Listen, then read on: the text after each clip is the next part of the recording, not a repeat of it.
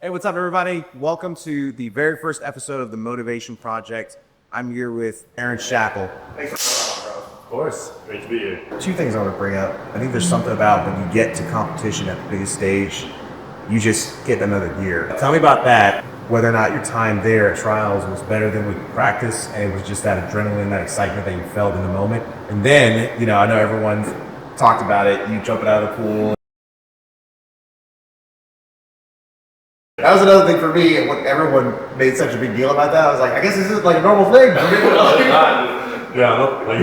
people do not know pool. That was such pure emotion. I don't know what to do. I slapped the water and stuff. And I was like, okay, I was just laying gotta make something extra. But just tell me about your times in practice leading up to that moment, and then what you felt during that swim. How did that compare to when you did the exact same race and training leading up to it? Yeah, believe it or not, training for the trials, we had the 400 the first day, but there's only 2 people that made that. And we were really focusing on the turn free the next 2 days. Because you got 6 people going for that, right? And I seated 5th. I did that time in March. So we're thinking, okay, just about half a second around the team. Right at 400, honestly, was not good. I did at the exact same meet where I with the 146.3, which seated me 200. Yeah, I almost 349. So 4 seconds slower. What? Yeah, I went at trials in the 400. But yeah. Wait, when was that? March. So 3 months before, 2.5 months before. So 2.5 months before, you were at 349, and then the night trial is 345. Yeah. That's pretty. Yeah, the bright lights and all the pressure, it can do crazy things to your body. I definitely push myself to my limit in practice. That's the most important thing for me, because I know I'm going to come out and do my best or perform my best on the day of competition. I'm never really worried about what my training shows, as long as I'm putting my best effort. Take us through, right before that, the U.S. team was at Worlds. Yeah. And you were at the trials for that, when you didn't make the cut. Right. Now, most people, something like that happens, and just, for reference for everybody, the swimming world championships were just in Singapore? Or Yes, Singapore. So you qualified for the Olympic team, the 2024, but didn't qualify for the world championship team here, 2025, just to be here later. And, most people, that would just devastate when they would not have any mental gas left in the tank to go back out in Irvine 2 weeks ago and dominate and just show the whole world, hey, I'm still here. Kind of walking through the journey of going through, trials just a couple months ago, not making the cut where you wanted to, but continuing on, fight through, and having just an insane race 2 weeks ago in Irvine. Well, yeah, I think the experience that I had at the Nationals was, I thought I was ready, and then you kind of go in. I did 200. It wasn't the best time. It was all right. 400 obviously was way off. I was 8 seconds slower than my best. And me and my coach kind of got argument, decided if I should swim the V final. We decided, or I decided, I was I'm just not doing it. I want to completely reset, and I want to figure out what I did wrong. Am I eating right? I need to really sit down and look at myself. Am I training the way I need to be training? Am I showing up and giving everything I have? Yeah. And I think looking at everybody go to Worlds, it was I'm real okay, I need to figure out what got me to the Olympic team, and I need to get back to doing that. Wow. And I started talking to nutritionists, which I lost 10 pounds. Wow, really? No way, dude. Just from that? Yeah. That's awesome. Wow. It wasn't even I was eating bad. Right. I just was eating too much. I thought I ate that. I absolutely did not. Wow. I just cut out sweets during the league, which was, I should have done that in the first place. But I held myself accountable, right? Yeah. I knew that was going to work. She told me that would work, and it did. And I was just so determined to not even prove to everyone else that I'm still good. I can still swim 100, 400. I just wanted to show myself that if I work hard and then I commit myself to something, I could do it again. Wow. It's not 345.4 I meant, whatever, 2024. I was for a long time, I was oh, I need to do that again. And then I went 345 out, which was, it's a mental breakthrough. Yeah. performance. Yeah. Holding yourself accountable, I think, is one of the biggest things. Yeah, because I think a lot of times we don't meet our goals. And sometimes you are getting everything you have, but I love how you self-evaluate and you're going, okay, maybe I do have a little more to get. How tough is that, being able to look yourself in the mirror and say, okay, maybe there were some parts of me that wasn't 100%, on this goal. And are there other people in your life that you look to that do hold you accountable? It was definitely tough. Like holding myself accountable. Like I'll have, like my coach tell me, like you kind of do. At least going into nationals, it obviously didn't tell me because he didn't want to ruin my confidence. But I mean, I wasn't training like I should have been. And I don't know if my parents didn't hold enough because they're not at the pool, right? Like I just go there, come back, and see it. Right. And there'd be times in practice where I was like doing longer stuff, and I was like, I don't need this. Like I'll wait it off. There's some 400 anymore. Right. And I just think it'd be really ignorant, like thinking I'm too good. Right. And then after going through the nationals experience, I was like, okay, I'm not that good. Like I need to humble myself. I talked to Chris and the other, I had two Chris's as my names, but that's coaches. But talked to them, had like an hour meeting. I was like, I want to do whatever I need to do to get back to where I was last year, or even better. And I talked about the things that I thought worked at 23, 24. I was like, let's get back to doing that. And like, I'm not going to quit. Like, you need to give it to me. And even if I say I don't want to do it, you need to make me do it. Wow. And I think a lot of it was not complaining and not like, you need to get to the point where they make me do it. Just, even if it gets to a point where I'm like, oh my gosh, this set's going to suck. This practice is going to suck. Realizing that it's going to make me so much better.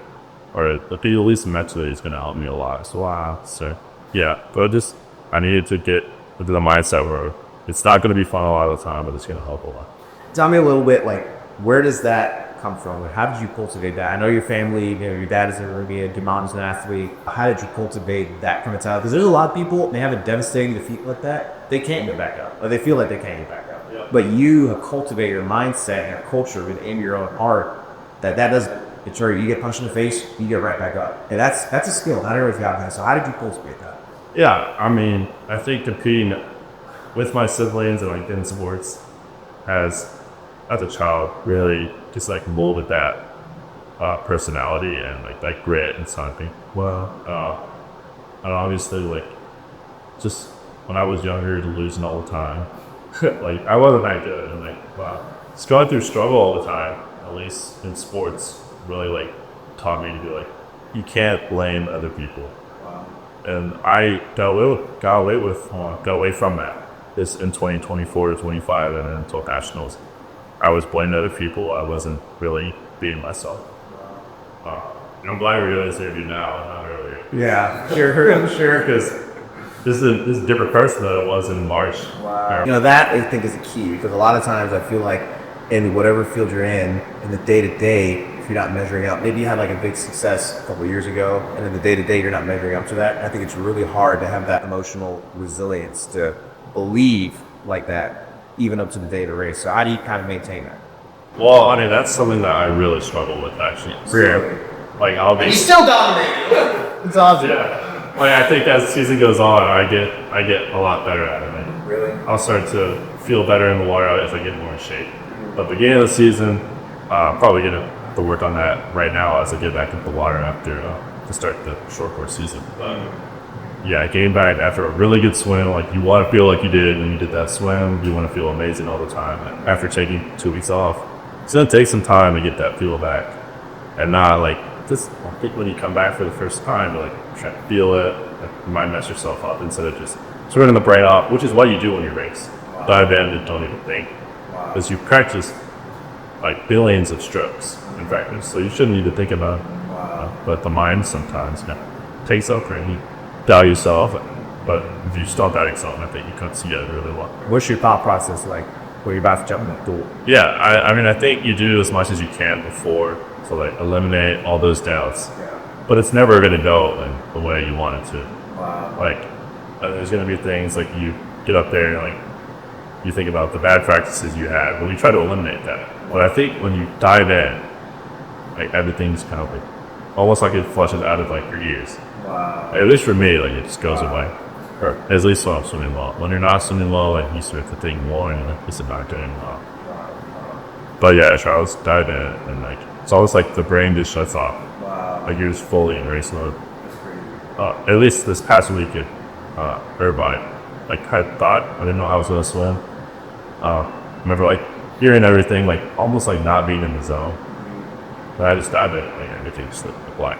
Wow. Like it's just a crazy feeling. I know a lot of athletes can relate to that. Really? When like the body realizes it's game time and just forgets about everything else. That's great. And it's almost like the stimulus response because you train so hard, you do stuff you just react without even thinking, And I feel like, especially, I know we talked a little bit about it off camera, but kind of the year and the 2 years that you've had and all the noise, externally that you've had, to come out and, dominate in the midst of all that external noise. I mean, that really says something about, like I said before, your emotional just resiliency, but also to your trainer to just believe what you've worked on up until this point and not let those doubts stop you from swimming. Yeah.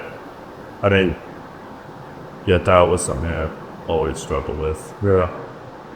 But I think my sister's like, at least growing up, she was always like such a fierce competitor. Like, I swear, I'd always be like worried about what other people thought and like not very confident in myself. And seeing my sister like just Terminator, like That's awesome. I was like, well, how do I get more like that? Wow. How do I become a Terminator and just like on race day and like nobody's your friend, or at least people aren't your friends, but we're in the lottery. It's just 8 other figures or 7 other figures that I'll pull and you just gotta get the first one on the wall. I totally believe in that. And what are some things that, for other people who either are in sports or in whatever field, and they totally resonate with what you're saying, like never really getting rid of that doubt completely? What are some practical steps you think they can do to not let that affect their performance? Well, I think something I did that helped me a lot at trials last year, and I still do it at the Olympics and this past weekend or bike.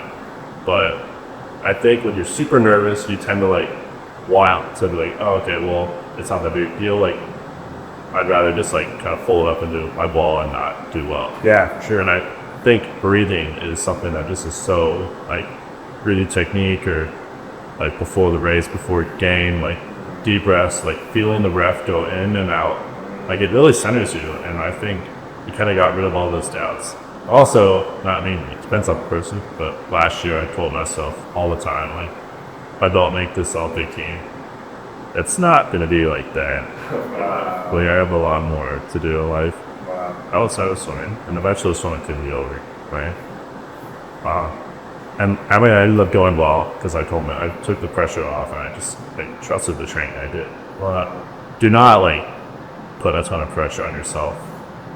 I know a lot of people would do that, that I swim with throughout, who had so much potential, but they're like, it's almost like you're swimming fully tense. Yeah. Or it's all your mind is fully tense. It's the same thing. And you just have to work, you have to relax and just let your body do it.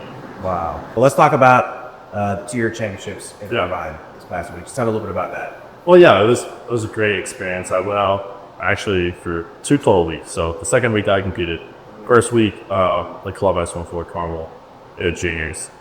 So I was just out there. So you were supporting them? Yeah. Oh, nice. I swam. My coach would coach me in between reels and finals. Nice. And he was on day all day. So I was kidding me, yeah. But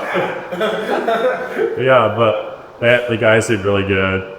They got second overall. Nice. Individual paramedic, relay gold, which is really cool. Something I never got this summer juniors. Oh wow. But I was really excited for them. It really set me up well for the next week. Wow. Do they just freak out when you're there and supporting them? Yeah, no, they love it when I'm there. It's the best thing. They always ask me questions about the race, and I watch all the races, kind of give them some details of what I came through on. But it's almost like I care more about their swimming than I did about myself. Wow. It's a great feeling. But yeah, as far as my swimming, the training, going up to this is how it always goes. I feel but I really did not feel good. I was certain days I'd be okay, I'm ready to do this. And next day I'm oh my gosh, what am I doing? And then we do pace the day before my 400 in Irvine, and what am I doing? Wow. So I go to a pool the night before, just at the line, near my Airbnb, and hopped in for 2,000. Good. cut out weights. Next morning, I'm like, just thinking about exactly what I felt at that YMCA. Prelim went well, and then finals. Honestly, I did not think I was going to go all 150. Just a second faster than I was in trials. But yeah, I just went. My body just took me there. Wow, So. What's a common misconception about Olympic level training that you just won't understand until you make it to that level? Oh, jeez. Well, actually, there's one of my. I think like a lot of people think Olympians are like insane training all the time, which a lot of them are. But I think, like I said earlier, like the difference between an Olympian or a world championship athlete, or those on the national team, between those that are at the junior level and might not be getting to the next level, is the Olympians are always like figuring out, even if it does not go well, if they don't feel good, like they're always pushing through and figuring out what they can work on. Like there's one of my friends, son junior, he's going to junior worlds right now actually. But he meets me all the time to practice. And I have like at the beginning of the year coming back, like he beat me probably honestly through June nationals. Wow. Oh my and I used to get in my head all the time and be like, why can't I beat this kid? And I'm sure someone watches him now. But I had to figure out like how to just stick with them as long as I could. And so I eventually will beat them. Wow. And I would give up all the time before. And I just told myself, as long as you don't give up, you're going to get there. Wow.